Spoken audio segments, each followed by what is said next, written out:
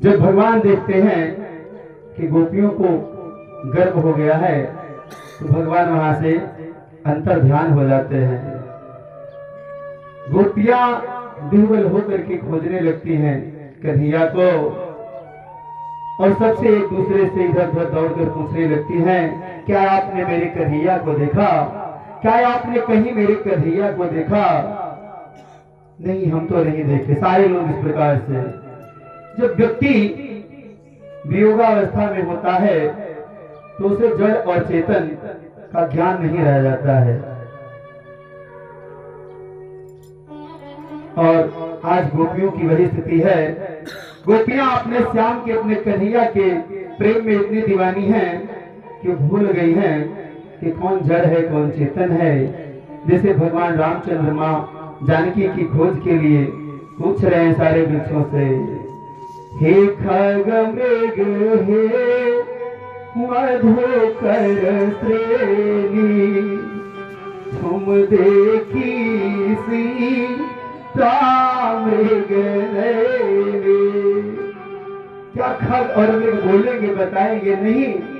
लेकिन नहीं, जब कोई अपने प्रिया से विमुख होता है तो ऐसे ही प्रियतम की याद में वह तड़पने लगता है। जिस दिन हम मानव आत्मा रूपी पत्नी परमात्मा रूपी पति से मिलने के लिए ऐसे ही विवल हो जाएगी, क्योंकि परम पति वही है, परमात्मा वही है। यदि उनसे मिलने के लिए जिस दिन हम पति पत्नी जैसे तड़पने लगेंगे उस दिन कन्हैया हमारे दौड़े दौड़े आ जाएंगे, इसमें शंका नहीं है। गोपियां करिए, हे बरहे पाकर पीफल बोलो, बरगद के पेड़ों से पूछ रही है, हे बरहे पाकर पीपल बोलो, नंदलाला यहाँ से किधर गए?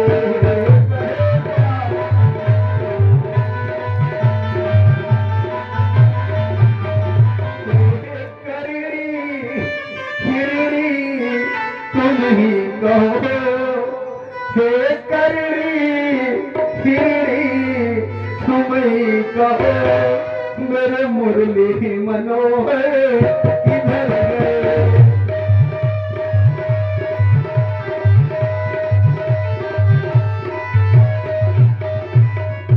दूसरी गोपी रो रही है, करिए वे तीर बनो मत नंद लाला, बे पीरा बनो मत नंद लाला, हम व्याकुल अश्रु बहाते हैं।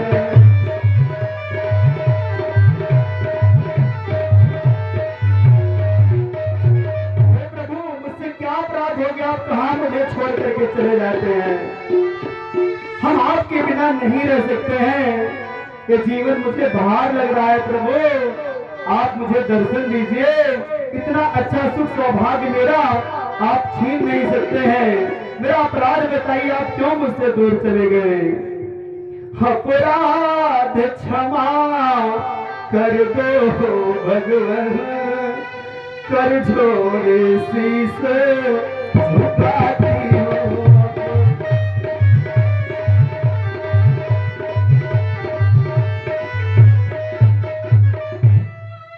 रो रही हैं गोपियां, गोपाल के लिए दौड़ती हैं, भागती हैं, इधर उधर देख रही हैं, आगे बढ़ती हैं। भगवान श्री कृष्ण के चरण कमलों का अनुसरण करते हुए लग रहा है इधर से ही गए हैं। साथ में एक और पद चिन्ह दिख रहा है, ये लग रहा है ब्रजभानु दुलारी राधा के साथ में भगवान चले गए हम लोगों को छोड़ करके। आगे बढ़ती हैं, पुष्प को प्राप्त करती है, देखती है कुछ फूल गिरे हुए हैं। ऐसे में उनको लगता है कि मानो कन्हैया राधा की चोटी गूंथ रहे हो, उनकी चोटी में बालों में फूल लगा रहे होंगे, इसलिए सारे फूल गिरे हैं। तो देख देख करके अपने प्रेम को याद करके विह्वल हो रही हैं। जब श्याम सुंदर के साथ चलने वाली स्त्री के पैरों का अनुगमन करने लगी, वो बार बार राधा के सौभाग्य को सराह रही हैं। और गोपियां बहुत रोती हैं, बहुत विह्वल होती हैं। गोपी गीत श्रीमद् भागवत महापुराण में गोपी गीत बड़ा ही अच्छा है, बड़ा ही अच्छे ढंग से गाया गया है। गोपियां विरह में तड़पते हुए कन्हैया के प्रेम में विह्वल होती हैं, रोती हैं, बिलखती हैं। आइए हम सभी लोग गोपियों के प्रेम की विरह को देखते हुए कथा को श्रवण करके आगे बढ़ते हैं। सभी गोपियां कन्हैया के प्रेम में विह्वल हो कन्हैया के लिए कह रही हैं। आपस में गोपियां चर्चा करते हुए, नाहक ही मैंने कन्हैया से प्रीति लगाई, वैसा ठगिया है, ऐसा छलिया है, हम सभी लोगों को छोड़ करके चला गया। थोड़ी सी दो लाइन, बहुत ज्यादा लंबा नहीं। सखी रे बाके बिहारी से हमारे लड़ गई अखियाँ। सखी रे बाके बिहारी से लड़ गई अखियाँ। सखी रे बाके बिहारी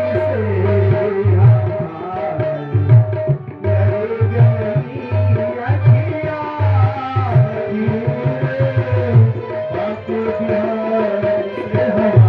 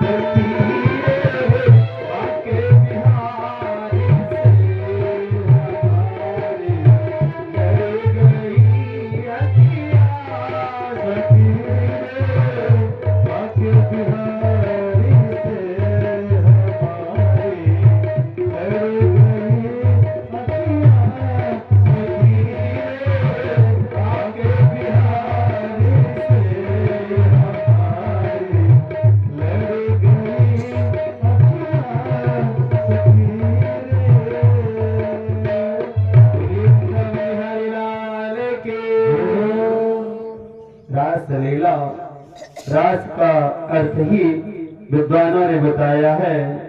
रसो वही सह रसः, रसानाम समूह रसः।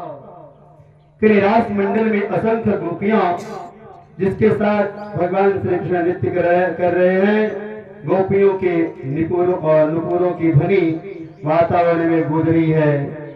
गोपियां अपने पश्चाताप की आग में जल रही हैं। अतुलित बल अतुलित प्रभुताई और मैं मतिमंद जान ही नहीं पाई। कामदेव जो कि प्रेम के ही देवता माने जाते हैं, कामदेव उस रास लीला में आए। काम पैदा करने के लिए विभिन्न प्रयासों को किया। कन्हैया के अंदर, उस रास लीला के अंदर काम भावना जगा नहीं पाए। अंत में कामदेव भी शरणागत हो गए और भगवान से प्रार्थना करने लगे। बोलिए वृंदावन बिहारी लाल की। फिर एक बार गोपालों की इच्छा पूर्ति के लिए बैलगाड़ियों पर सवार होकर के अंबिका वन में जाकर के सरस्वती नदी में स्नान करके सर्वसमर्थ महादेव व अंबिका की पूजा किया। नंद बाबा इत्यादि सभी लोग और रात में वहीं पर सो जाते हैं। शिवरात्रि का व्रत भी वो लोग थे उस समय। उसी वन में एक अजगर रहता था।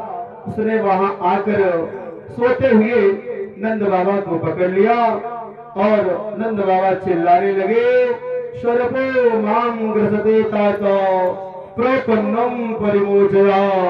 ऐ कन्हैया, बचाओ, मेरे प्राणों की रक्षा करो। सभी गोप वाले दौड़े दौड़े जलती हुई लकड़ियों को लेकर दौड़ते हैं, मारते हैं, लेकिन वह अजगर वह सांप छोड़ नहीं रहा है बाबा को। भगवान श्री कृष्ण पहुंचते हैं, अपने पैरों का स्पर्श करते हैं। वह एक दिव्य पुरुष का रूप स्वीकार कर लेता है, धारण कर लेता है। भगवान पूछते हैं, भैया आप कौन हैं? तो बताता है, महाराज हम सुदर्शन हैं, जिसे कि श्राप मिला हुआ था। एक बार अंगिरा गोत्रीय ब्राह्मण अष्टावक्र जा रहे थे और उन्हीं को देखकर मैं हंस दिया था, जो 8 जगहों से टेढ़े थे। उन्होंने ऐसी मेरी मूर्खतापूर्ण हंसी को देख करके मुझे श्राप दे दिया। अजगर योनि को प्राप्त हो गया था। आज आपके चरणों के स्पर्श से मेरा उद्धार हुआ है।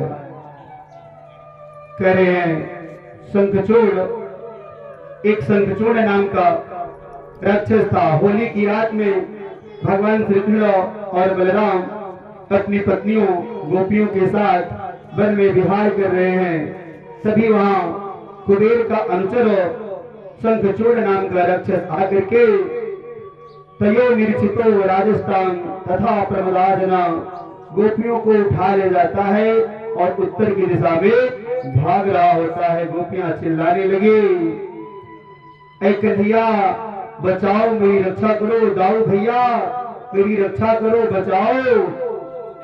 दाऊ भैया दौड़ते हैं, गोपियों को वही छोड़ करके वह भाग जाता है।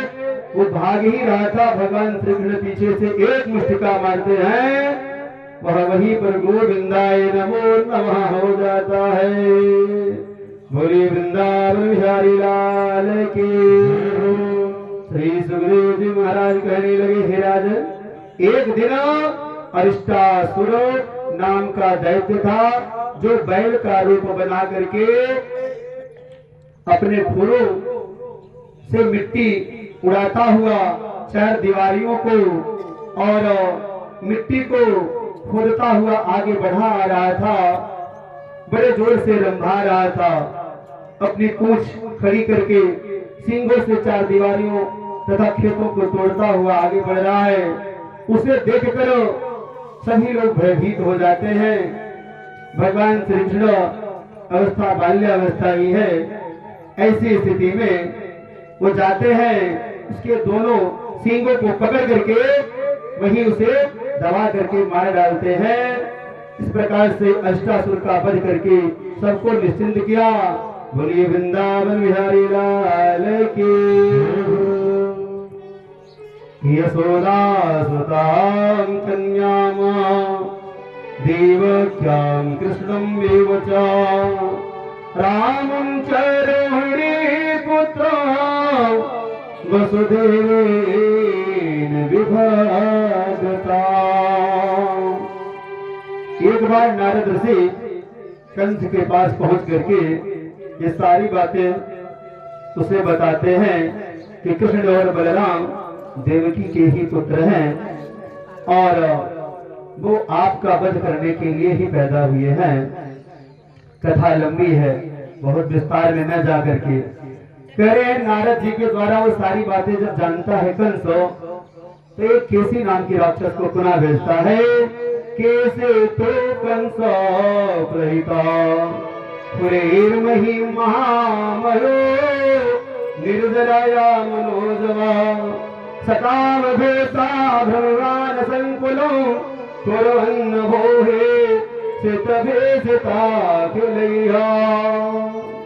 वह कंस के द्वारा भेजा हुआ किसी महावेगवान बहुत बड़ा घोड़ा बनकर के अपने टापों से धरती को बिदारता हुआ, गर्दन के बालों से आकाश के बादलों एवं विमानों को तितर बितर करता हुआ, फिर हिलाता हुआ, सारे संसार को भयभीत करता हुआ भगवान श्री कृष्ण के पास पहुंचता है।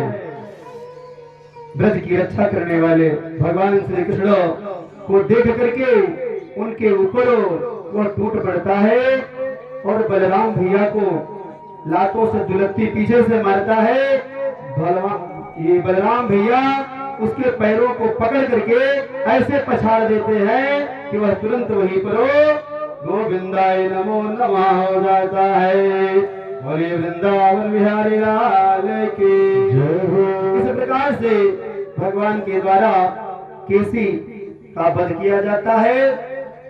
तत्पश्चात कंस जब देख रहा है कि अभी नहीं मर रहे हैं, तो भगवान श्री कृष्ण को मारने का विभिन्न उपाय करता हुआ एक व्योमासुर नाम के राक्षस को भेजता है।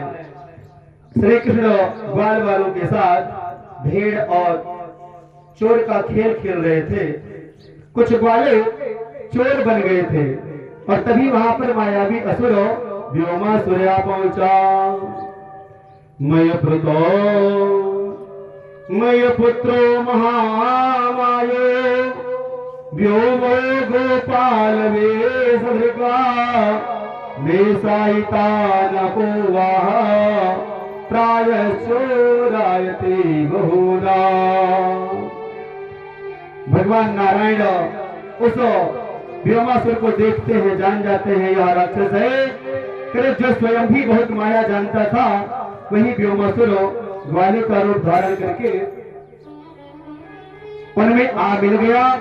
श्री कृष्ण ने उनकी चतुराई को जान लिया और वह ग्वालाओं को चुरा चुरा कर ले जाकर के एक गुफा में रखने लगा।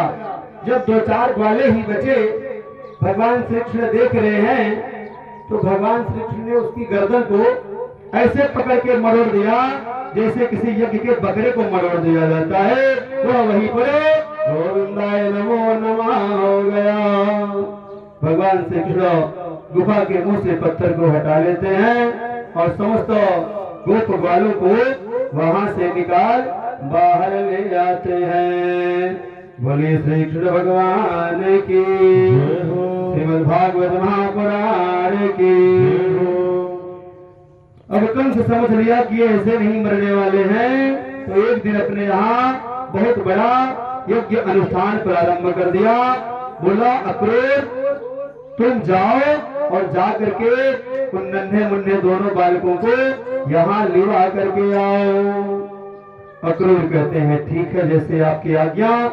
अक्रूर वहाँ कन्हैया को लेने के लिए जाते हैं।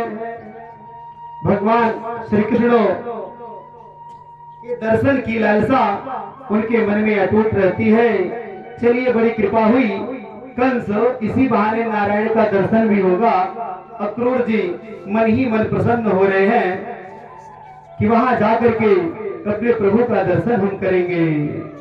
जैसे रावण के द्वारा लात मार देने के बाद विभीषण वहां से चला गया था, लेकिन जाते समय विभीषण के मन में बड़े अच्छे भाव आ रहे थे।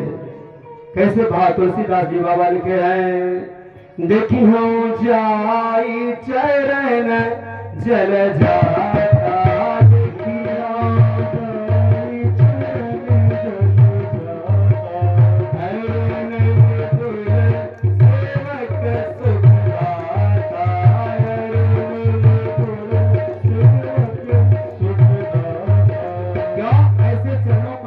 लालसा उनके मन में है यार।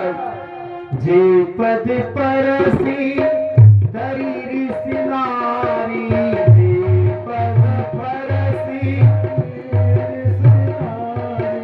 दंडक कानन पावनकारी, दंडक पावनकारी। ऐसे चरणों को देखने की परम सौभाग्य मुझे प्राप्त होगा, ऐसा बार बार अक्रूर जी सोच रहे हैं। जी पद जनक सुताउर लाए, जी पद जनक सुताउर लाए, कपट कुरंग संग धर धाई, हराउर सरा सरोज पद जे, अहो भाग्य हम देखी होते, जिन पायन के पादुकने भरत रहे मन लाय, ते पद आज बिलो की हो इन नयन अब जाय।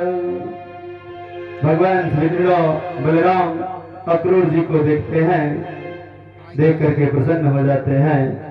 उनको बिठाया, पैर धोया और बहुत सत्कार किया, कुशल छेल पूछा। अक्रूर जी ने सब बातें बताई और कहा, दोनों भाइयों को तुम्हारे मामा कंस मथुरा में बुलाए हैं, वहां बड़ा भारी उत्सव हो रहा है। नंद बाबा कहने लगी, अक्रूर ऐसा तुम नहीं कर सकते हो, कन्हैया अकेला वहां कंस के पास नहीं जाएगा, अगर कंस को बुलाए हैं तो हम भी साथ में चलेंगे, क्योंकि वो बड़ा ही पापी है, बड़ा ही दुष्ट है, उसके ऊपर मुझे भरोसा नहीं है। चौथे पन पायो सुत मोरा, और यह 90 साल के डुकरा हुए थे तब उनको बच्चा पैदा हुआ था, कन्हैया रूपी रत्न पैदा हुआ है। तो ऐसे में बुढ़ापे की लाठी मेरे है, मैं अकेले तो नहीं जाने दूंगा। नंद बाबा बोले, लाला अकेले नहीं जाएगा, हम भी साथ में चलेंगे। वे कंस उसी समय वहां चल करके कंस का कर भी दे देंगे और उस महोत्सव को देख भी लेंगे। गोपियों ने सुना, बहुत दुखी हुई। यह क्रूर, जो कि नाम तो बड़ा ही सुंदर है, गोपियां कहने लगी, सुंदर तन अति सौम्य मुख, है क्रूर, सुंदर तन अति सौम्य मुख, पर स्वभाव से क्रूर। सुंदर तना, आपका शरीर तो बड़ा सुंदर है अक्रूर जी महाराज, तन भी सुंदर है, सौम्य मुख, मुख की आभा भी बड़ी ही सुंदर है, पर स्वभाव से क्रूर। क्या हुआ गोपियां, ऐसा क्यों मुझे करी हो? सुंदर वे नर मूर्ख है, जो तेरो नाम धर्यो अक्रूर। सुंदर वे नर मूर्ख है, जो तेरो नाम धर्यो अक्रूर। हे अक्रूर, आपका नाम जैसा है वैसा गुण भी है, गुण नहीं है, आप तो बहुत क्रूर हो, और मेरे कन्हैया को कहां हमसे दूर ले जा रहे हो। भगवान श्री कृष्ण बलराम तैयार हो जाते हैं, अक्रूर जी के साथ रथ में बैठते हैं और बैठ करके मथुरा जाने लगे। गोपियां बहुत रोकती हैं, लेकिन कन्हैया कहते हैं तुम सभी धीरज रखो, मैं परसों आ जाऊंगा। आज जा रहा हूँ, कल वहां उत्सव देखूंगा, परसों वापस लौट करके आ जाऊंगा। वापस आने का वादा करके वहां से आगे बढ़ जाते हैं। रास्ते में यमुना नदी के तट पर रुक कर अक्रूर जी स्नान करने के लिए जाते हैं और जल में जैसे ही डुबकी लगाते हैं उनको प्रभु का दर्शन होता है। सारे देवी देवता उनकी स्तुति कर रहे होते हैं। बाहर सर निकाल कर देख रहे हैं, रथ पर बैठा हुआ कन्हैया, वही कन्हैया जल में डुबकी लगाते हैं तो देख रहे हैं कि उसके परिकर चारों तरफ सेवा सत्कार में लगे हुए हैं। वही कन्हैया रथ पर बैठा हुआ है। आज अक्रूर जी निश्चिंत हो जाते हैं। हे भगवान विष्णु, आप ही साक्षात अवतार लेकर के कृष्ण रूप में आए हैं। अब मैं निश्चिंत हो गया, कंस आपका बाल भी बांका नहीं कर पाएगा। क्यों? क्योंकि बहुत डर लग रही थी, नन्हे मुन्ने बालकों को मैं ले जा रहा हूँ। यदि कंस के द्वारा ये मारे गए तो सारा दुख मुझे ही लगेगा और कभी मैं नहीं चाहूंगा कि मेरे द्वारा ऐसा अधन्य अपराध हो सके। इसे देख करके अक्रूर जी को हिम्मत मिली और इनका शंका दूर हुआ और सोचने लगे कि कल से इनका कुछ हो बिगाड़ नहीं सकता। बाहर निकल करके आए, भगवान नारायण की प्रार्थना करने लगे। नमस्ते वासुदेवाय, नमः शंकर सडाय च, प्रद्युम्नाय निरुद्धाय, सत्वतां पतये नमः। नमस्ते वासुदेवाय, सर्वभूतचयाय च, ऋषिकेश नमस्तुभ्यं, प्रपन्नं पाहि मां प्रभो। कन्हैया कहते क्या हुआ अक्रूर जी, आप प्रार्थना क्यों कर रहे हैं? अक्रूर जी बोले प्रभु, खूबसूरत जवानी में तुम सा नहीं, खूबसूरत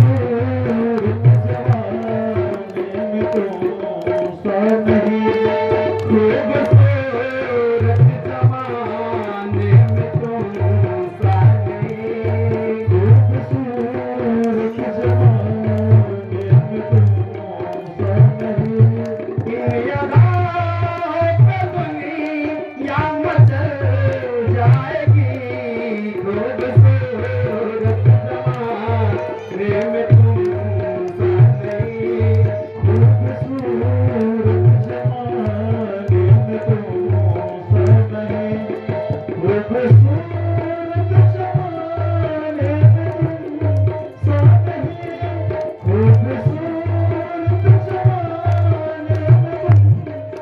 नहीं।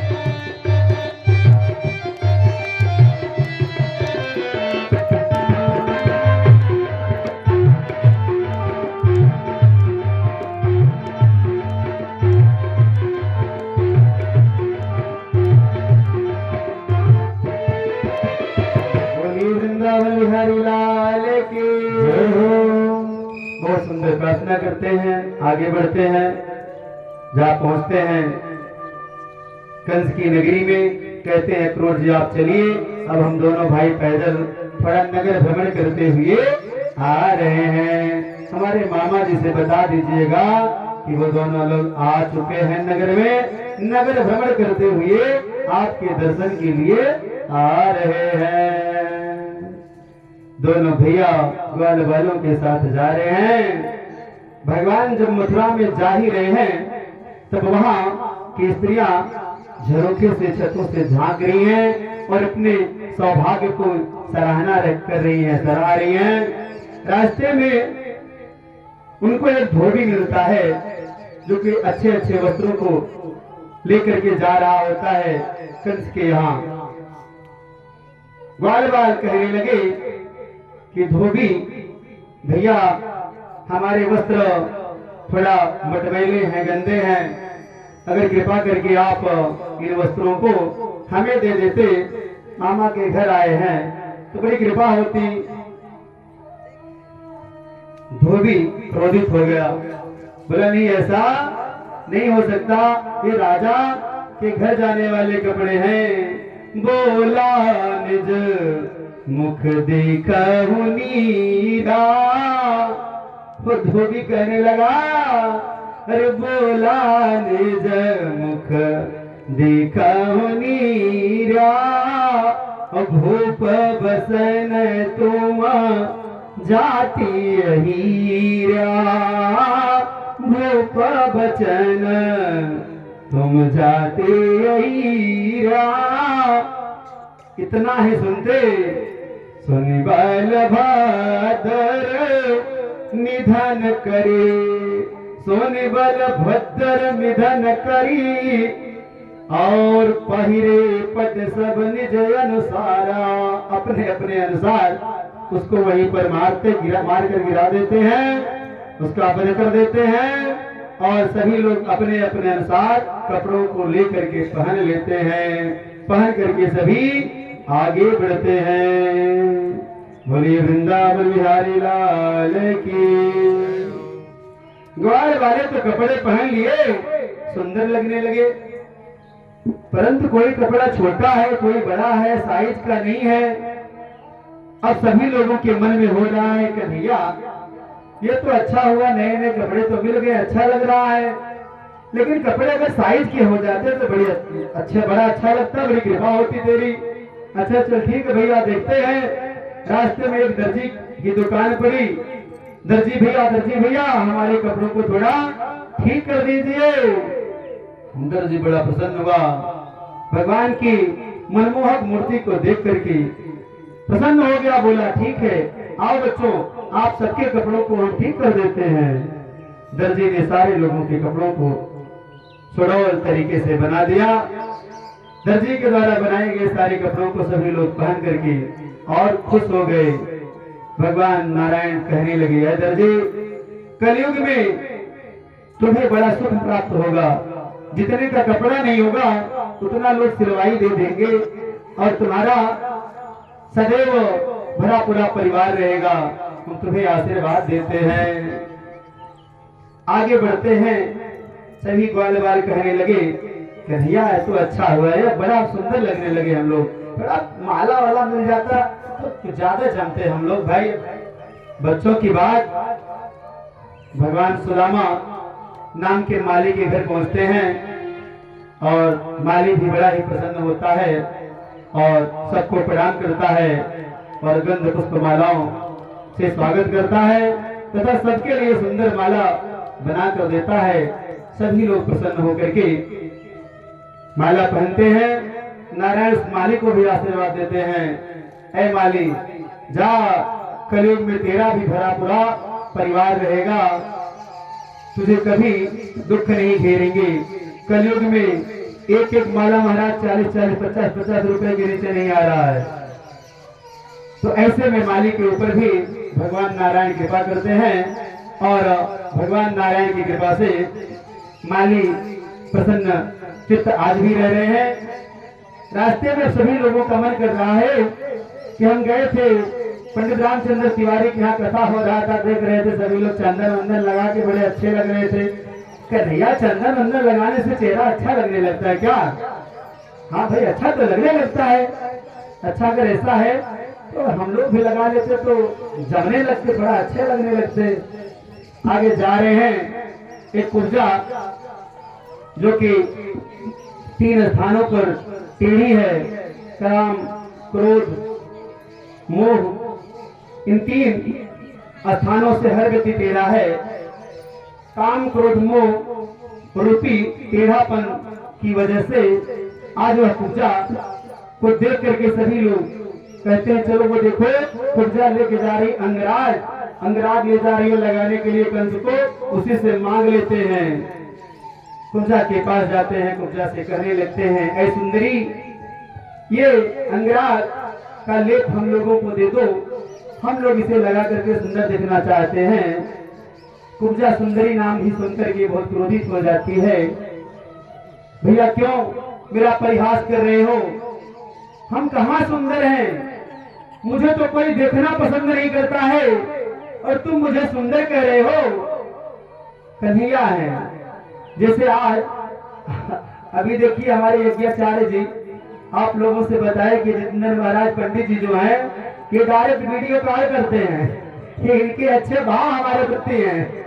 अरे कोई अपना जीवन चला ले जाए महाराज, डायरेक्ट इनका संपर्क है, बात करते हैं और वीडियो कॉल करते हैं। अरे हम अपने बच्चों बीवियों से बात कर ले, अपने बीवी और बच्चों से बात कर ले, उतने बहुत है वीडियो कॉल। नारायण से बात करने किसकी औकात है? धन्य है प्रभु, धन्य है उनकी माया। लेकिन नहीं, आज नारायण को वो परम सुंदरी दिख रही है। जैसे कि हमारे यज्ञाचार्य महोदय को हम एक ऐसे लग रहे हैं कि हम वीडियो कॉल वाले बाबा हैं जो कि वहां से हमारा डायरेक्ट बात होता है। कह रहे हैं कुब्जा सुंदरी सुनकर क्रोधित हो गई, मैं कंस की दासी हूँ, 3 जगह से मैं टेढ़ी हूँ, तुम लोग मुझे इस तरीके से सुंदरी कहकर मेरा अपमान कर रहे हो। गोविंद ने दोनों पैरों से उनके पैरों को दबाया और धीरे से घोड़ी को ऊपर उठा दिया। दिव्य सुंदर रूप उनका बन गया। कह रहे हैं सभी लोग प्रसन्नता पूर्वक मैया ने अंगराग दे दिए और सभी लोग अंगराग को लगा करके परम सुंदर दिखने लगे। भगवान श्री कृष्ण कहते हैं कुब्जा कहने लगी ए प्रभु आप मेरी कुटिया में चलिए, मेरी इच्छा है कि आप मेरी कुटिया पर चलकर पधारे।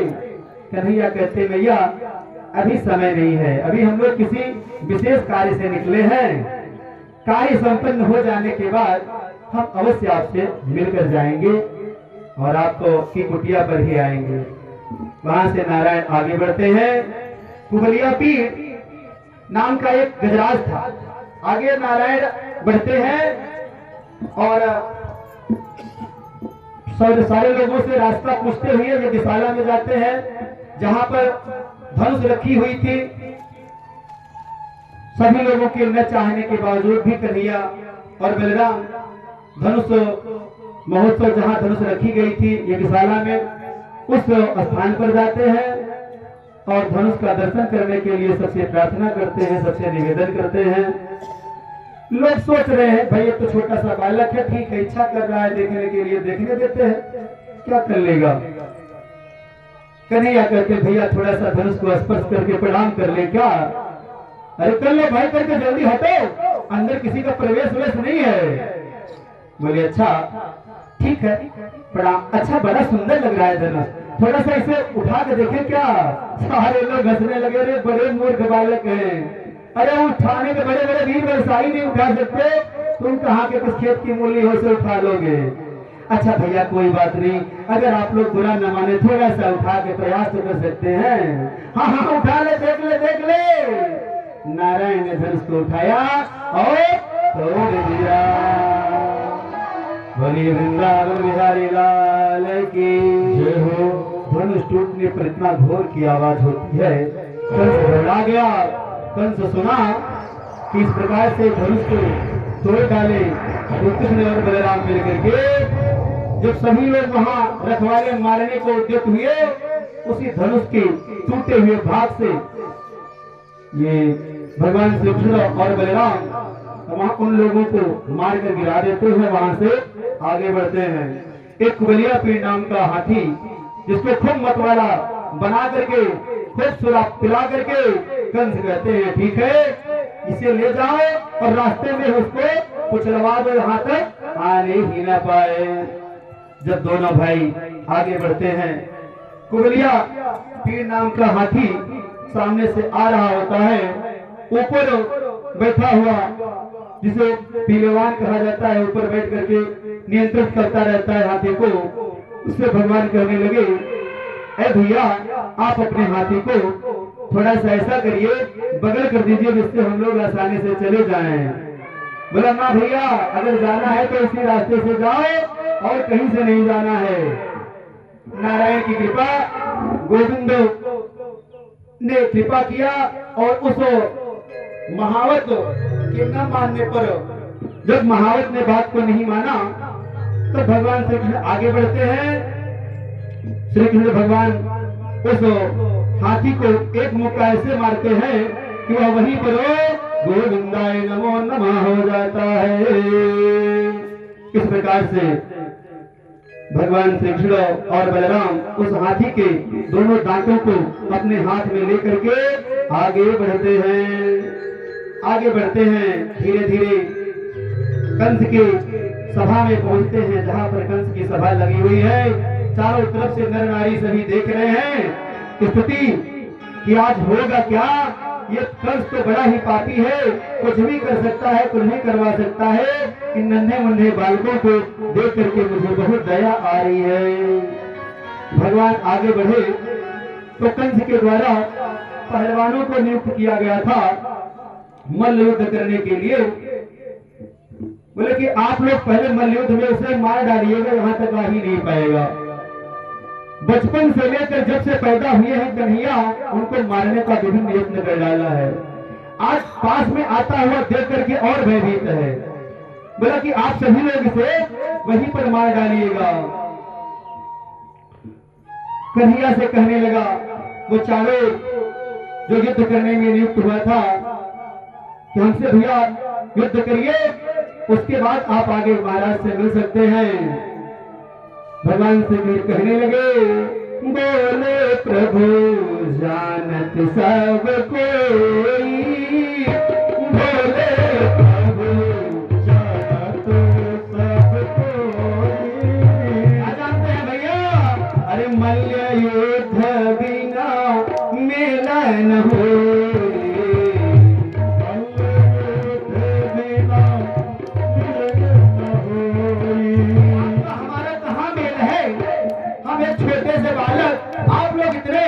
हाथी के समान आपके शरीर इतने विशाल का है, हमारा आपका कोई मेल नहीं है, इसलिए हमारा आपका तो यह मल्ल युद्ध संभव नहीं है। वो कहने लगे, बिन विचार जो भूख करावे। कन्हैया कह रहे हैं, अरे राजन ध्यान से सुन ले, बिना विचारे जो भूख करावे, राज तीनों तो मिट जाए, राज तीनों तो मिट जाए। मथुरा की स्त्रियां कहने लगी, ऐसे ऐसे छोटे बालकों को बताओ, ये इतना पापी है, ये बचपन से मारने के लिए कन्हैया को खोज रहा है। आज सामने आने के बाद भी यह समझ नहीं पा रहा है कि नारायण के अवतार है। कितनी मनमोहक मूर्ति है इनकी, देख करके क्या लगता है कि इनके छोटे छोटे बच्चों से कोई मल्ल युद्ध करेगा, लेकिन नहीं। आज कंस का आदेश है कि मल्ल युद्ध में ही इसे मार डाला जाए। मथुरा की नारियां कहने लगे, अतिशय को मारे देख पुरनारे,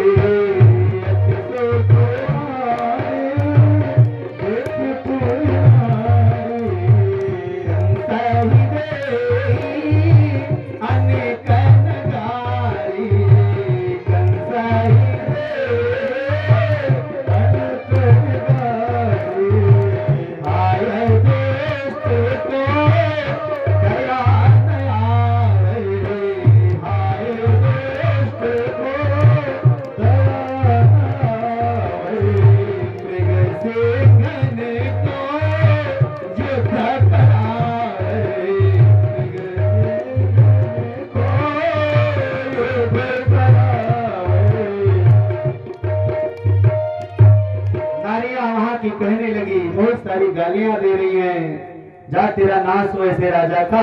अरे इतना गरीब है वो, उससे बेचारे की आह लगेगी तुझे, जैसे आज की स्थिति का वर्णन कर रहे हैं। किसी की आलोचना नहीं। आज के समाज में एक छोटा सा काम करवाने के लिए अगर 1 लाख रुपया कोई बंदा पाने वाला है घर बनाने के लिए या किसी कार्य से, सरकारी पैसा बेचारा नहीं पा सकता है, 50,000 कमीशन में जाना है। ऐसे ऐसे महानुभाव लोग हैं कि उनको दर्द नहीं आती, दया नहीं आती कि भैया कम से कम चलो इसको तो बख्श दिया जाए। उनको कोई मर जाए, कोई कुछ हो जाए, उससे नहीं मतलब है, अपना कमीशन नहीं जाना चाहिए। तो आज कंस को भी वही चाहिए कि कन्हैया मारा जाए, चाहे पाप हो चाहे पुण्य हो, इन सारी बातों की उसे चिंता नहीं है। चारों ओर बोला 1000 हाथियों का बल रखने वाले हाथी को मार सकते हो और कह रहे हम बच्चे हैं, तुम लोग बालक नहीं हो, साधारण बालक नहीं हो सकते हो और तुम दोनों लोग हमसे मल्ल युद्ध करो तभी आगे जाने पाओगे। सारे लोग मान जाते हैं, बात सही बात भाई। अभी हाथी को मार करके आ रहे हैं, ऐसी हाथी को मारे हैं जिसके पास 1000 हाथियों का बल था, तो ये साधारण बालक नहीं हो सकते हैं भाई, मल्ल युद्ध करिए आप। बलराम मुष्टिक से और चारों से भगवान श्री कृष्ण दोनों लोग मल्ल युद्ध करने लगे। दोनों मल्लों को मार गिराया तथा बलराम ने फिर ऊंट को मार गिराया और वही दशा तोसलर की हुई जो कि मल्ल युद्ध कर रहा था। इस प्रकार से उन योद्धाओं को वहीं पर मार गिराया और तुरंत वहां से भगवान आगे बढ़ते हैं कंस के पास। कंस कहने लगा, जब देख रहा है कि हमारे योद्धा भी मारे गए, कंस और घबरा गया, बोला वासुदेव के दोनों पुत्रों को मार डालो। तुरंत आदेश देता है कि खतरा और ज्यादा बढ़ गया है, मेरे पास आ रहे हैं सब, कह रहे हैं तुरंत नगर से बाहर निकाल दो इन सभी वसुदेव के साथ जो भी लोग आए हैं, बाबा के साथ, नंद बाबा के साथ जो भी आए हैं, वसुदेव को भी मार डालो, जाकर कारागार में ही खत्म कर दो। ये सब हमारे लिए मौत है, इसलिए बेड़ियों में जकड़े हुए उस वसुदेव को भी मार डालो, बाबा नंद को भी पकड़ ले और इन दोनों बालकों को तुरंत मार डालो। श्री कृष्ण बोले, मामा आप तो मेरे महामाँ हैं। अरे माँ तो माँ होती है, माँ में एक ही माँ है, आप तो मेरी माँ है। अर्थात 2 माताओं का प्यार देने वाला मामा होता है। आप ऐसा क्यों कर रहे हैं, अब भी समय है, आप अपनी इन सारी बुराइयों को त्याग करें, शरणागत हो जाइए और मैं आपको अभय दान दे दूंगा, आपको मृत्यु के घाट नहीं उतारूंगा। लेकिन वो लगा उल्टी सीधी बातें करने, बोले मामा तू ऐसे नहीं मानेगा, मैं सीधी सी आधी बात करूं। कन्हैया कह रहे हैं मामा मैं सीधी साधी बात करूं, तू उल्टा बकता जाता है।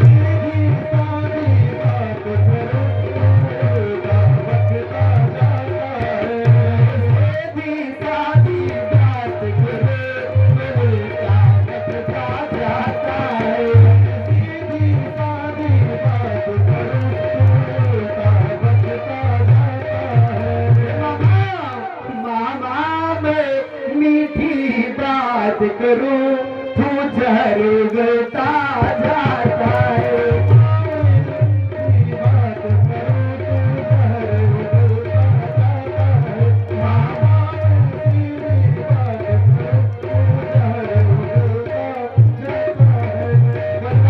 कन्हैया बहुत समय मत लगा, शुभ घड़ी आ गई है। बहुत मीठी मीठी बातों के चक्कर में न पड़, तेरी तो आदत है हर जगह अपनी मोहनी मंत्र चलाना लगता है, ऐसा ना करो। क्यों? जो ज्यादा मीठा होता है वह अपना नाच खराता है।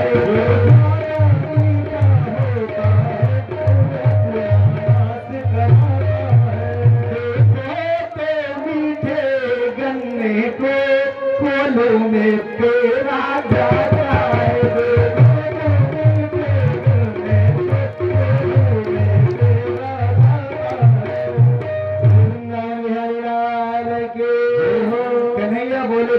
सही कह रहे हैं, आप वाला ही हमको मंत्र का प्रयोग करना होगा। और दौड़ करके उछल करके कंस के सबसे पहले वही मुकुट को ही खींच लेते हैं, बाल पकड़ के धड़ाम से गिरा देते हैं नीचे जमीन पर। वह मुंह के बल ऐसे गिरता है कि मिट्टी खा लेता है और तुरंत उठा करके वही युद्ध करना शुरू कर देते हैं और उसे ऐसा मुक्का मारते हैं, वहीं पर गोविंदाय नमो नमः हो गया। मेरे वृंदावन बिहारी लाल के, बोले कृष्ण कन्हैया लाल के। भगवान ने कंस को मारने के बाद अपने माता पिता देवकी और वसुदेव से जाकर मिले, उनकी बेड़ियों को कटवाई और उग्रसेन की भी बेड़ियों को कटवाया और मथुरापुरी का राजा उग्रसेन को बना दिया। चारों तरफ जय जयकार होने लगे। श्री सुखदेव जी महाराज कहते हैं, ऐ राजा परीक्षित, वसुदेव जी ने अत्यंत प्रसन्नता के साथ ब्राह्मणों व अपने पुरोहित गर्गाचार्य जी को बुलाकर कन्हैया का और बलराम का यज्ञोपवीत संस्कार करवाया। तब भगवान उज्जैनी नगरी में पढ़ने के लिए गए। 64 दिनों में 64 कलाओं को सीखा।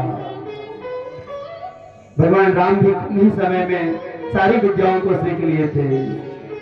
गुरु गृह गए पढ़न रघुराई,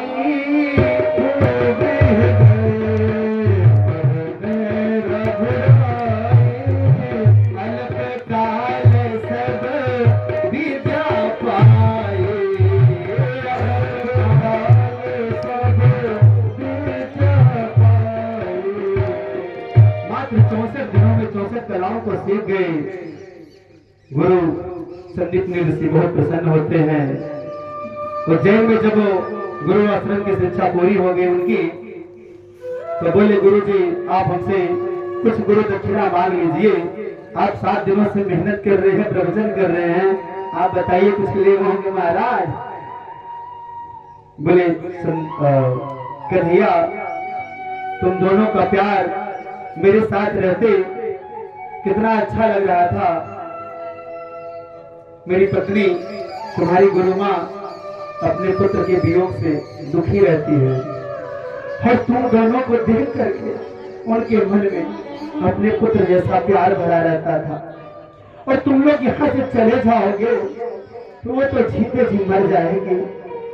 कन्हैया मुझे कुछ चाहिए नहीं, अगर तू देना चाहता है तो इस प्रभास क्षेत्र में समुद्र के किनारे मेरा एक बेटा था और वहीं पर डूब गया, आज तक मिला नहीं और गुरु माँ उसी के याद में रोती बिलखती रहती है। यदि तू कुछ देना चाहता है तो उसे मेरे पुत्र को ला कर दे दे। भगवान श्री कृष्ण कहते हैं, गुरुवर आप निश्चिंत हो जाइए, हम पूरा प्रयास करेंगे, खोजेंगे, देखेंगे और यदि मिलेगा जरूर ला करके देंगे। कन्हैया वहां से निकल जाते हैं। प्रभास क्षेत्र में भगवान श्री कृष्ण उस समुद्र के पास पहुंचते हैं। समुद्र से पूछने लगे, ऐ समुद्र बोलो क्या तूने हमारे गुरु पुत्र को अपने अंदर छिपाया है? समुद्र कहने लगा, नहीं प्रभु मेरे अंदर नहीं है, हाँ मेरे अंदर एक पंचजन नाम का दैत्य रहता है, हो सकता है वही रखा हो। नारायण समंदर में कूद जाते हैं।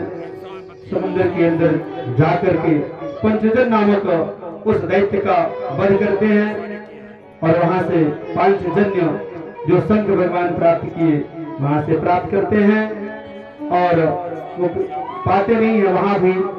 फिर उस पंचजन्य शंख को लेकर के यमराज की संयमनीपुरी में जाते हैं, शंख बजाते हैं। भगवान नारायण पांचजन्य शंख की आवाज सुन करके यमराज दौड़ा दौड़ा आया, दौड़ा दौड़ा यमराज बाहर आता है। प्रभु अंदर आप मत आइए, क्यों? अरे आपका नाम लेने से हमारे पूरे हमारे लोग ही पूरा खाली हो जाएगा। सिर्फ नाम लेने से, आपका दर्शन ले लेने से तो सारे लोग का पातक नाश हो जाएगा। और यहाँ पापियों का ही बसेरा है, इसलिए आप अंदर मत आइए। प्रभु आदेश करिए। आदेश कुछ नहीं है महाराज, मैंने शिक्षा ग्रहण की है और ऐसे में हमारे गुरु दक्षिणा में गुरु का पुत्र आपके पास है, आप वही लौटा दीजिए, मैं चला जाऊंगा। यमराज गुरु पुत्र को वापस लौटा देते हैं और गुरुदेव को ला करके उनका पुत्र दे देते हैं। गुरुवर बहुत प्रसन्न होते हैं, संदीपनी ऋषि बहुत प्रसन्न होते हैं, बहुत सारा आशीर्वाद देकर के कन्हैया को विदा करते हैं। वहां से कन्हैया वापस लौटते समय कुबरी से बोले थे मैं तुम्हारे घर आऊंगा, कुटिया में आऊंगा। लौटते हैं, कुबरी के पास जाते हैं। ये कुबरी थी कौन? ये जो कुब्जा थी ये थी कौन? गर्ग संहिता के अनुसार इस कुब्जा के विषय में बताया गया है कि यह शूर्पणखा थी जो द्वापर में कुब्जा हुई। लक्ष्मण ने जब कान और नाक काट डाला था तो बाद में वह दुखी होकर के पुष्कर तीर्थ में जाकर के भगवान शंकर की आराधना करने लगी थी। और बाद में भगवान शंकर की आराधना करते हुए 10,000 वर्ष बीत गए। भगवान शंकर प्रसन्न होकर के वरदान दिए थे कि द्वापर में भगवान श्री कृष्ण तुम्हारी मनोकामना पूरी करेंगे। ये गर्ग संहिता के अनुसार है, जो कि लोमस रामायण के अनुसार दिया हुआ है कि यह कैकेयी की दासी मंथरा थी, वही आकर के यहाँ द्वापर में कुब्जा बनी थी। जबकि आनंद रामायण विलास खंड के अनुसार पिंगला वैश्या थी जो कि कुब्जा बनी थी। महाभारत के वन पर्व में जो वर्णन दिया हुआ है उसके अनुसार वह दुंदुभी गंधर्वी ही कुब्जा बनी थी। हरिवंश पुराण के अनुसार यदि देखा जाए तो उसमें वर्णन है कि पूर्व जन्म में एक राजा की कन्या थी और नारद जी के द्वारा भगवान में रुचि हो गई थी और वह अपने तपोबल से भगवान को प्रसन्न की थी। आकाशवाणी में यह उससे कहा गया था कि जिसके स्पर्श से तुम्हारा यह पीढ़ापन दूर हो जाए वही जान लेना कि वह नारायण रहेगा। इस प्रकार से नारायण की कुटिया में जाते हैं और उसके द्वारा जो भी आदर सत्कार किया जाता है प्राप्त करके उस कुब्जा का उद्धार करते हैं, आगे बढ़ते हैं, अक्रूर जी के घर जाते हैं, अक्रूर जी को भी उनको अभयदान देते हैं, उन पर कृपा दृष्टि अपना दिखाते हैं। आइए आज कस्टम दिवस है, हम लोग चलते हैं कन्हैया के विवाह की तैयारियां धीरे धीरे पंडित जी कल से ही कर रहे हैं। तो आइए देखिए भगवान श्री कृष्ण के विवाह कैसे हुए थे। बाबा सुखदेव कह रहे हैं राजा परीक्षित बलदेव जी का विवाह अनर्थ देश की राजकुमार करे अनर्थ देश के राजा कपुतमी की पुत्री रेवती से हुआ था। हे राजन, अत्यंत बलवान विदर्भ नरेश भीष्मक के 5 पुत्र थे। पहला पुत्र रुक्मी, दूसरा रुक्मरथ, तीसरा रुक्मबाहु, चौथा रुक्मकेश और 5वां रुक्ममाली। सर्वगुण संपन्न एक कन्या भी थी जिसका नाम रुक्मिणी था। कहे आप लोग यदि किसी बालक या बालिका को कृष्ण और रुक्मिणी बनाए हो या बनाना चाहते हो बना सकते हैं धीरे धीरे, क्योंकि समय 1 घंटे में आप लोगों को आधा 1 घंटे बाद आएगा कार्यक्रम, तब आप लोग तैयारी रखिएगा अपने हिसाब से करना चाहें। रुक्मिणी ने भगवान श्री कृष्ण के विषय में बड़ा ही कुछ सुना था और उनकी वीरता की चर्चे बहुत सुनी थी, उनकी सुंदरता की बातों को भी सुना था और अपने मन में रुक्मिणी ने भगवान श्री कृष्ण को पति के रूप में मान लिया था कि अगर मैं विवाह करूंगी तो कन्हैया से ही करूंगी। जबकि रुक्मिणी के माता पिता तथा रुक्मिणी को छोड़कर से सभी भाई अपनी बहन का विवाह श्री कृष्ण से ही करना चाह रहे थे। लेकिन बड़ा भाई रुक्मी बड़ा ही जिद्दी था और वह रुक्मिणी का विवाह शिशुपाल से करना चाह रहा था और उसी पक्ष में था कि रुक्मिणी का विवाह करेंगे तो शिशुपाल से ही करेंगे। उसने सबकी बातों को अनदेखा कर दिया और शिशुपाल से ही रिश्ता जा करके पक्का कर दिया।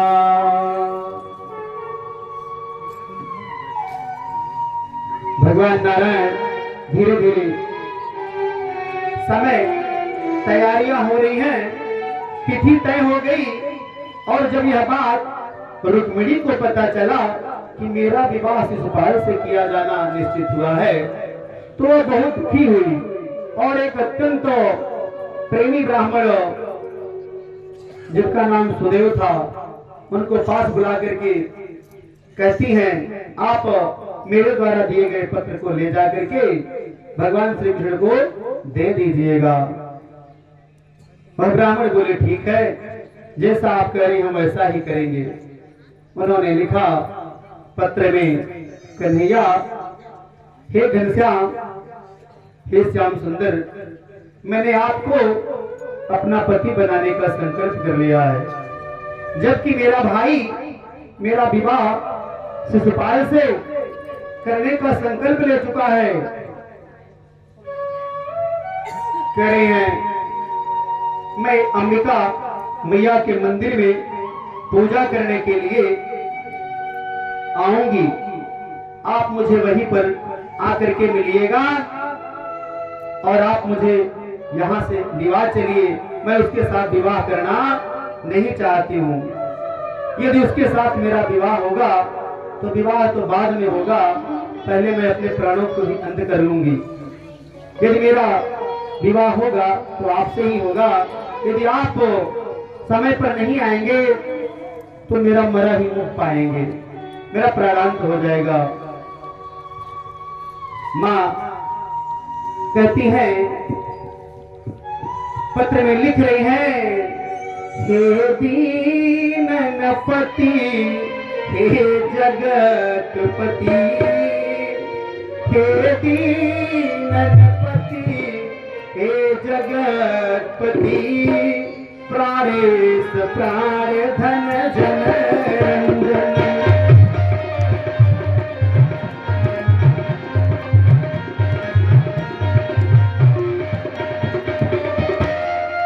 गोपीपति सुरपति वासुदेव, गोपीपति सुरपति वासुदेव, जगनंदन श्रीपति यदुचंदन।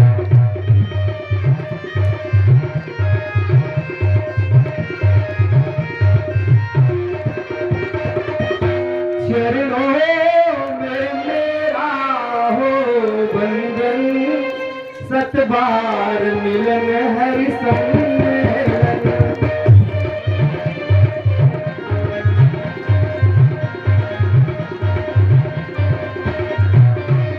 हे नाथ रुक्मिणी दासी को निज चरणन में दीजिए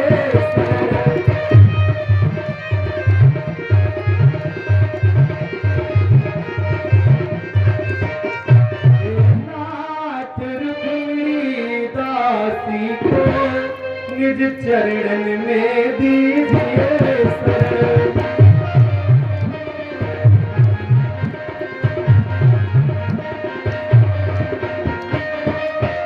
बोलिए वृंदावन बिहारी लाल की। श्री कृष्ण ने ब्राह्मण का स्वागत किया। ब्राह्मण जाता है, कन्हैया को पत्र देता है। कन्हैया पत्र पाते हैं, ब्राह्मण का स्वागत करते हैं और कहा कि ब्राह्मण देव, आप रुक्मिणी से जाकर कहिए कि मैं निश्चित आऊंगा और मैं मंदिर में आ करके मिलूंगा, तुम चिंता मत करना। यदि बच्चों को तैयार किया गया हो तो एक सोफा ला के यहाँ रख दीजिएगा और हमको बता दीजिएगा क्या स्थिति है बच्चों की। ये कृष्ण और रुक्मिणी बनी हो, उसी हिसाब से तो हम आपको इंगित कर देंगे अच्छा ठीक है, ठीक ठीक, अच्छी बात, अति सुंदर। कह रहे हैं धीरे धीरे विवाह की तैयारियां हो ही रही थी। हमारे भारत देश में विवाह का रूप इतना बिगड़ चुका है। कन्हैया के विवाह के पहले कुछ विवाह की बातें हम लोग आपस में करते हैं। कह रहे हैं इस भारत देश में 8 प्रकार के विवाह प्रचलित हैं। कल आप लोगों से हमने वादा किया था कि हम विवाह के बारे में थोड़ा सा चर्चा करेंगे, तो आपको हम बताना चाहेंगे। कह रहे हैं कि 8 प्रकार के विवाह यहाँ पर निश्चित किए गए हैं, बताए गए हैं। आइए देखा जाए, पहले जानिए 8 प्रकार के विवाह कौन से हैं। तब भगवान श्री कृष्ण ने जो विवाह किया वो पता है, आप लोग बताइएगा कि किस प्रकार के वाले विवाह को उन्होंने किया था। जब आप जानेंगे तभी तो बताएंगे। कह रहे नंबर 1 पर है पैशाच विवाह। नंबर 1 पर है पैशाच विवाह, अर्थात तो कहा गया है स्वताम मत्ताम प्रवत्ताम वा और हो यत्रोपगच्छते स पापिष्ठो विवाहानां पैशाचाष्टमो अधमः। सुप्त मत्त अचेतन कन्या का बलात् बलपूर्वक हरण करके भोग करना तथा विवाह कर लेना, ऐसा विवाह पैशाच विवाह के अंतर्गत माना जाता है। यह विवाह अवांछित, असभ्य, बर्बर प्रकार का था, जो आदिम जनजातियों को छोड़ करके कहीं और प्रचलित नहीं हुआ। दूसरे विवाह के बारे में वर्णन दिया है राक्षस विवाह। हत्वा चित्वा च भित्वा च क्रोशन्तिं रुदतिं गृहात् प्रसह्य कन्यां हरतो वा राक्षसो विधिरुच्यते। रोटी पीटती कन्या का उसके संबंधियों को मार करके छत विच्छत करके बलपूर्वक हरण करने के पश्चात विवाह करना राक्षस विवाह कहलाता है। स्त्रियों का उपयोग युद्ध में प्राप्त लूटी हुई सामग्री की भांति करना बर्बरता का प्रतीक था। प्राचीन काल में इसे विरोचित कृत्य समझा जाता था। एक विवाह में बहुत सारा विवाह ऐसे उठा लाते थे, जो बड़े भारी राजा होते थे, जिनके पास बहुत धन दौलत होती थी, वो वस्तु समझते थे नारियों को, और जैसे जीती हुई वस्तुओं का उपभोग किया जाता है उसी प्रकार से नारियों का लोग उपभोग किया करते थे। विशेषतः क्षत्रियों के लिए तो यह गौरव की बात थी। 12वीं शताब्दी के अनंतर राजपूतों के पतन के कारण इस प्रथा का अंत हो गया। तीसरे विवाह के बारे में बताया गया गांधर्व विवाह, जिसे कि प्रेम विवाह भी कहा जाता है। अंग्रेजी में आज सभी लोग जान रहे लव मैरिज जिसे कहा जाता है। इच्छयानंसयोर्न संयोगा कन्यायास्य वरस्यया गांधर्वस्य तु विज्ञेयो मैथुन्य काम संभवः। तीसरा विवाह गांधर्व अर्थात प्रेम विवाह। यह विवाह ऐसा विवाह कहा जाता है जब कन्या और वर काम आकर्षण के कारण स्वेच्छा पूर्वक परस्पर संयोग करते हैं, तो इसे गांधर्व विवाह कहा जाता है।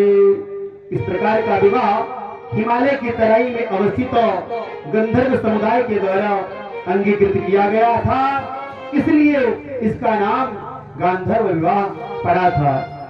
पारिवारिक अनुशासन के कारण धीरे धीरे यह समाप्त हो गया था। वे परिवार में इतना टाइट लोग रहते थे, अनुशासन रहता था, ये समाप्त हो चुका था। परंतु आज वर्तमान समय में बढ़ती अनुशासनहीनता के कारण पुनः लोकप्रियता को प्राप्त हो रहा है।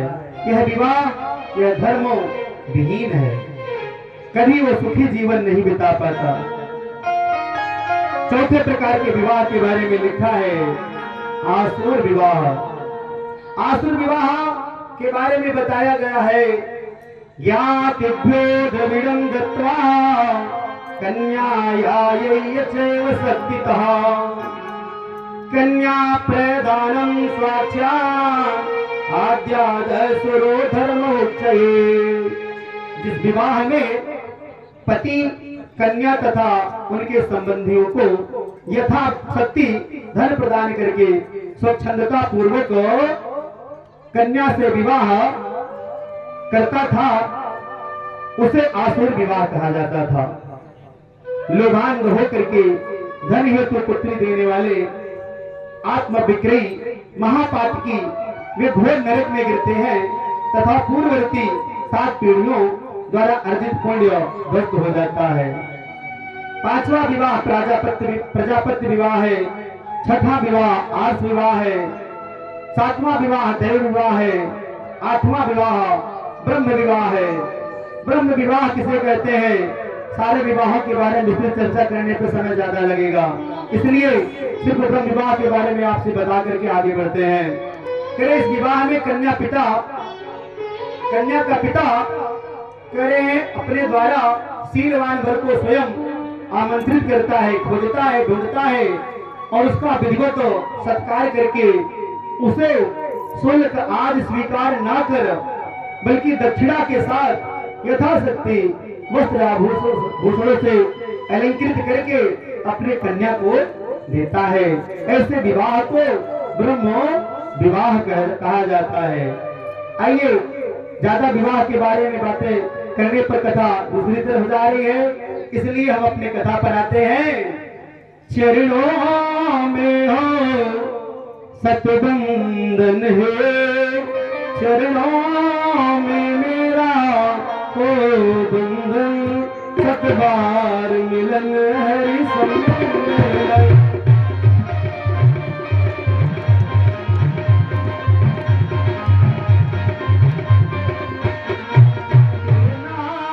रुक्मिणी दासी निज चरण में दीजिए।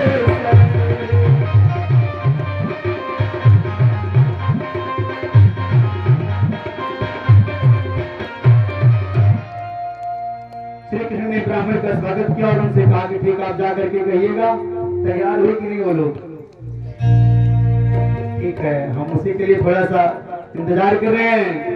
करे चेदी नरेश दंघोष बारात लेकर के जरासंध, सांगक, दंतवक्र, साल आज सभी शिशुपाल के साथी लोग आ चुके हैं, बारात आ चुके हैं। आप थोड़ा जल्दी तैयारियां कराइए इधर भैया। कह रहे हैं उधर भगवान श्री कृष्ण अपना रथ लेकर के कुंडीपुर जाते हैं। जब बलराम भैया को पता चलता है तो वो भी सेना सहित कुंडीपुर आ पहुंचते हैं। पंडित जी रुक्मिणी को मिल करके सारी बातें बताते हैं कि मैंने कन्हैया को पत्र दिया और वो बोले हैं कि मैं आऊंगा और उस मंदिर में मिलूंगा। आकर के रुक्मिणी देवी मंदिर में पूजा करने के लिए निकलती हैं और चारों तरफ रास्ते में मंदिर के पास योद्धा पहरा दे रहे हैं। रुक्मिणी जी मंदिर में पहुंचकर माता रानी से प्रार्थना करती हैं और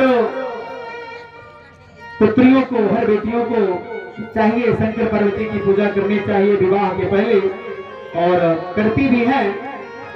ऐसे में मां लक्ष्मी स्वरूपा भी आज रुक्मिणी जी मां जगत जननी जगदम्बा के चरणों में प्रार्थना निवेदन करने के लिए पूजा की थाल लेकर के मंदिर में जाती है। तैयार हो गए हो तो इन लोगों को लाया जाए, क्योंकि कथा हो जाएगी तो विवाह थोड़ा सा 4 बजे बोले थे तैयारी करिए, क्योंकि समय बाद में देर हो जाता है ना। हरि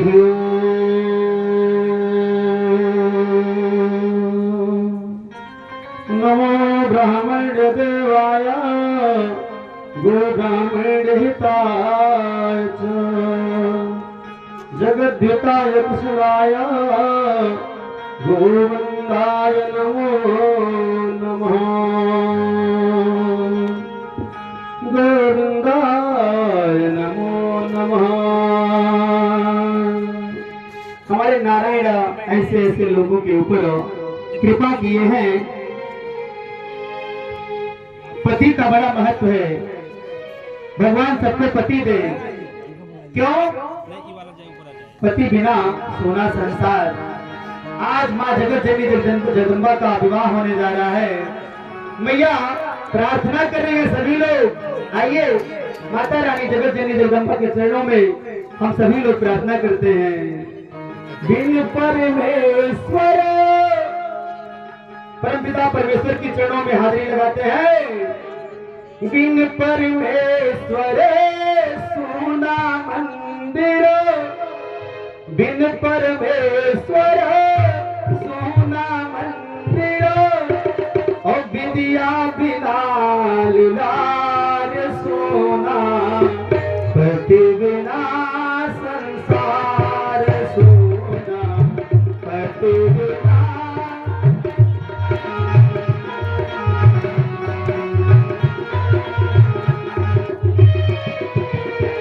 बिन परमेश्वर सोना मंदिर, विद्या बिना लाल सोना, पति बिना संसार सोना, पति बिना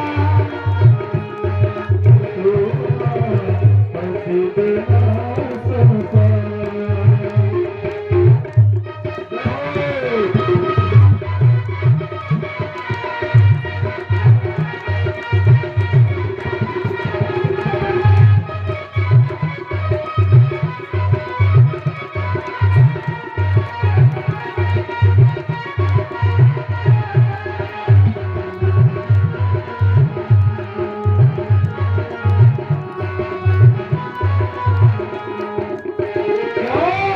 क्योंकि कहा गया है पति ही जप है, पति ही तप है, पति ही जप है, पति ही तप है, पति ही जप है, पति ही तप है, पति ही है करतार सोना, पति बिना संसार सोना, पति बिना संसार।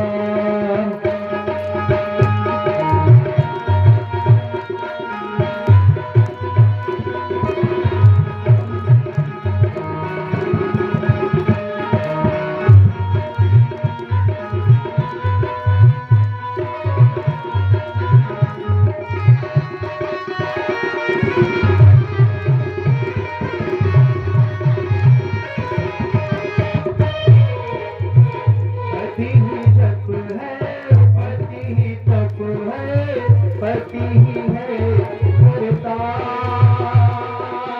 पति से ही पत इस तन की है, पति बिन विकार सोना, पति बिना संसार सोना, पति बिना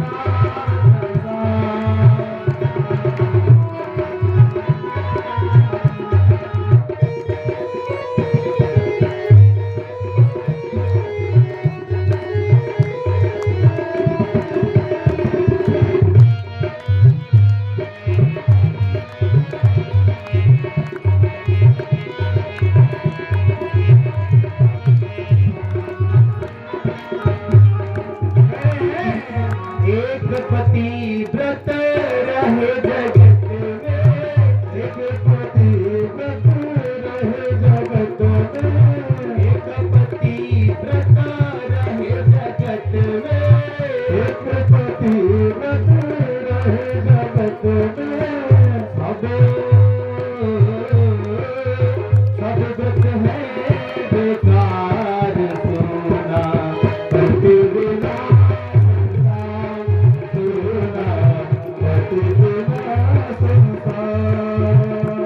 हे माँ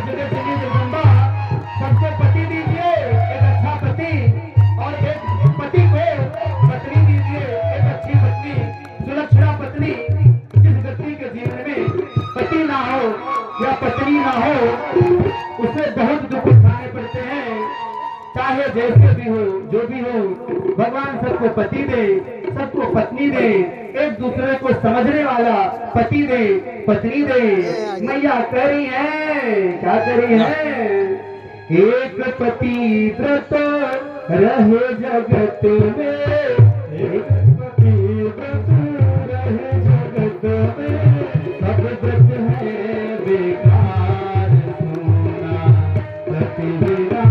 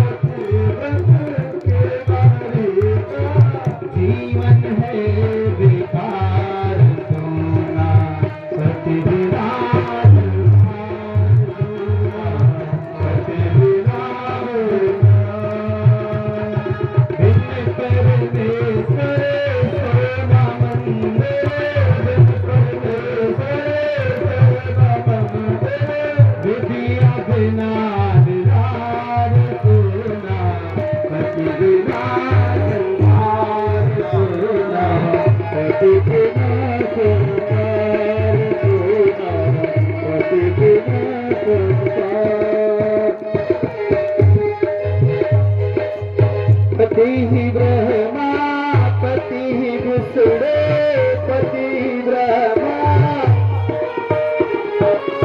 पति ही ब्रह्मा पति ही विष्णु पति ही ब्रह्मा पति ही विष्णु पति